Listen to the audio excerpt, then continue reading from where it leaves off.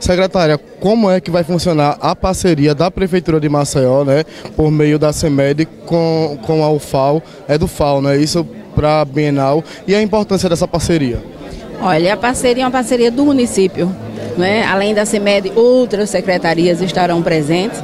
Eu estou ousando dizer que acho que desta Bienal o município deverá ter a responsabilidade de pelo menos fazer, eu acho que um terço da Bienal, né, vai ser feita pela Prefeitura Municipal de Maceió, e claro que a Secretaria da Educação deve ser o seu carro-chefe, por se tratar de um evento que eu digo desde que a Bienal existe, que é o maior evento cultural do estado de Alagoas.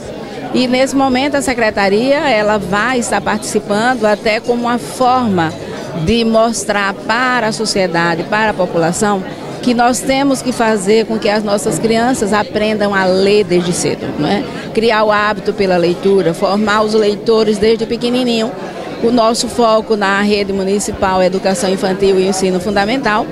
E nós vamos ter, eu acho, uma surpresa muito agradável que vai funcionar na parte superior do centro de convenções, e eu espero que vocês, ao chegarem lá, né, na verdade, confirmem o que nós estamos programando, planejando, para fazer um grande espaço de incentivo à cultura e à educação desse estado.